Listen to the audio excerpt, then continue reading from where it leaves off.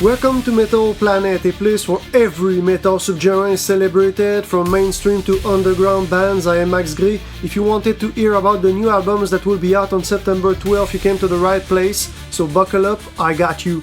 I usually keep the black metal albums later in the videos because it usually attracts a more niche audience, but this week I said to myself, fuck it, why not switch things up and start the video with a black metal release this time, so that's what I'm gonna do. We are going to start things off with the album Innern by the German formation Der Weg Einer Freiheit. The name of the band means the path of freedom in English, and you can see that the group doesn't feel constrained to follow all the conventions of the genre. Instead of talking about satanic themes like many black metal bands, the members of Der Weg Einer Freiheit have lyrics influenced by other topics like philosophy, memories, and literature. The 6 tracks in Innern will have an atmospheric quality and represent a meditation on human fragility and existential transformation, with the album containing both a raw energy and a certain sophistication. The next record is The Blue Nowhere by the American progressive metalcore band Between the Buried and Me. It will be the ensemble's first record for Inside Out Music, a label dedicated to the release of progressive rock and progressive metal albums. Seems to me that The Blue Nowhere will be eclectic and eccentric, with different songs and different parts of songs having different moods. I would say that the record will also have a big range in terms of heaviness. The first single, Things We Tell Ourselves in the Dark, has for the most part an accessible sound, with light keyboard sounds and almost a feel-good vibe, while the beginning of the second single, Absent Thereafter, is much heavier. So musical variety is what you will find with this album. If you're into metalcore, I'm gonna have more metalcore and other types of core albums for you a bit later in the video. This week we are going to get new releases by Sweet Savage, Stargazer, and Appalooza. Sweet Savage is known for being a part of the new wave of British heavy metal movement in the 80s and for releasing the song Killing Time, which was covered by Metallica in the 90s. Bang will be the band's first studio album in 14 years. When I listened to the new songs from the album, I was surprised by a few things. There are electronic sounds in the title track, which is something I didn't expect from a band associated with the no-waba scene. And the riffs in the track, I don't know, are heavier than what I expected from this band, which isn't a bad thing.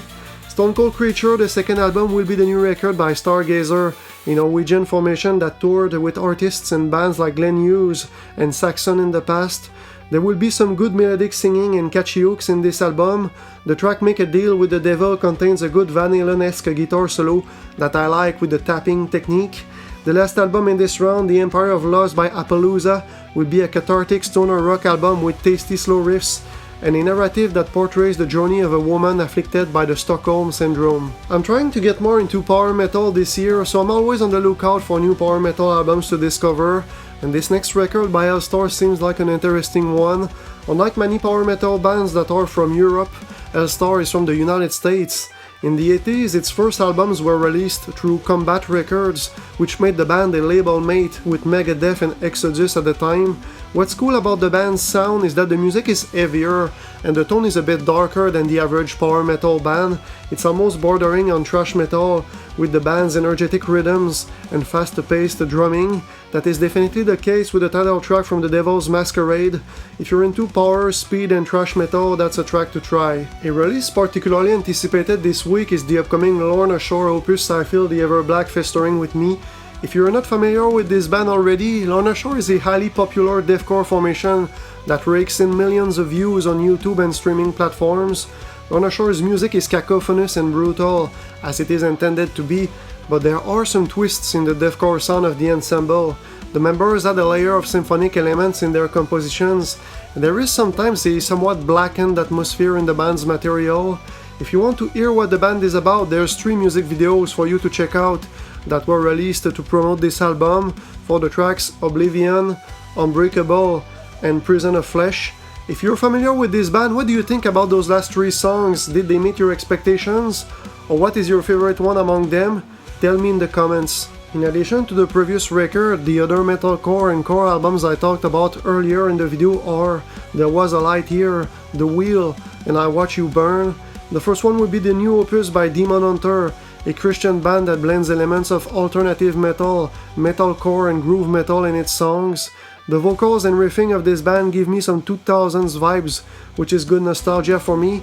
The second record is by Helstar, a metalcore formation from Michigan that consistently managed to crack the Billboard 200 with its releases. The number one defining characteristic of Helstar is its use of electronic elements, which occupy an important place in the band's sound. For the third album, well, just when I thought that the Nick Cage jokes were fading away, I just realized that there was a band called the Nicolas Cage Fighter, and this is the formation that will release I Watch You Burn. The material in this one will be an aggressive blend of hardcore and death metal.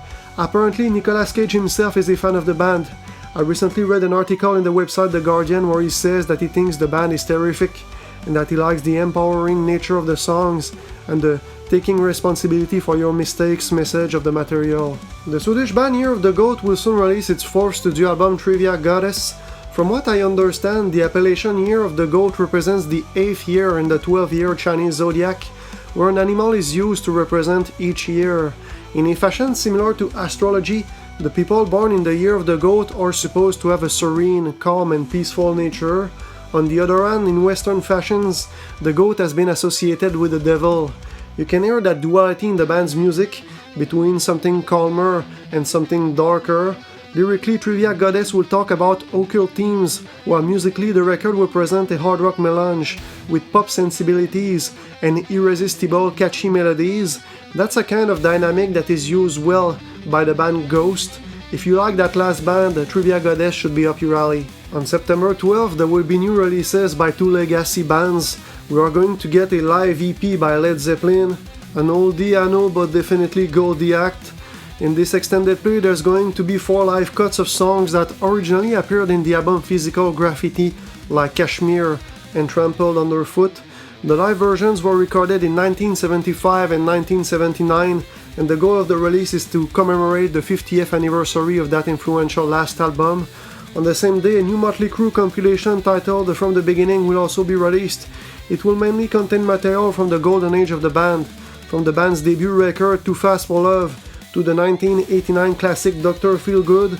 A few more recent songs will also appear on the compilation, like The Door featuring Machine Gun Kelly, and a new version of Home Sweet Home featuring the country singer Dolly Parton. It's now time for the albums of the week, the records that I recommend the most among the different titles presented in the video. The album of the week number 2 is Corpse Slide by the Swedish band Barons. To give you an idea about the inspiration for this album, the name of the record is inspired by a folk belief that small colored lights often appear near the homes of people that are about to die. After the people pass away, those lights are supposed to lead the souls to their final resting place.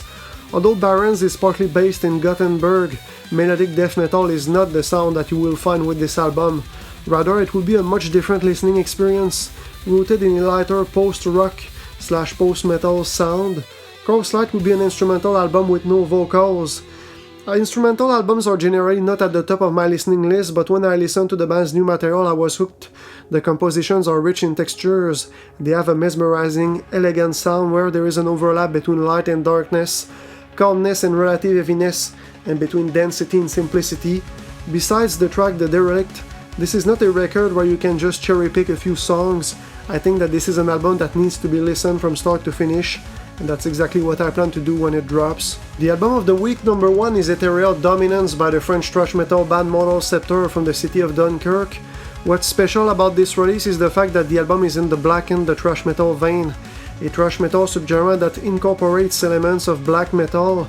In Ethereal Dominance there are the energetic rhythms and the pounding snare of thrash metal, along with the goblinesque vocals and the dark aura of black metal. Blackened the death metal releases are relatively common. There are multiple of those that come out each month, but Blackened the thrash metal albums are more rare. I think the last one that I saw was the Stargazer album Swarming Angels and Flies that was released at the beginning of the year. Ethereal Dominance was not only chosen as the number 1 album of the week for its rarity, it was also chosen because of the strength of the material, especially for such an underground band like this, and for an album released by a small label. Ethereal Dominance was actually released on September 9th instead of the 12th, so it's already possible to listen to it. If you found this video useful, smash that like button and subscribe to the Metal Planet channel to stay updated on the new heavy metal and other rock releases that come out each week. There is a video like this one every 7 days on this channel, so that might interest you. It appears that the new Dark Angel album that was presented last week is pretty hard to find. That was pointed out by a person who left a comment in the previous video. It's not available on streaming platforms like Apple Music and Spotify, but it is available to be bought as a digital download or as a CD or a vinyl on the website of the label Reversed Records. As I am recording this video, the album was uploaded on YouTube by a random channel not affiliated with the band, but it's possible that the video will be taken down. I'm not sure who's to blame for this botched album launch, but it certainly won't help the album. Tell me in the comments which record or records are you most excited to listen to this week. For more complete list of the titles that will be released on September 12th, check the description section of the video. Thanks for watching, and I'll catch you in the next one. Cheers!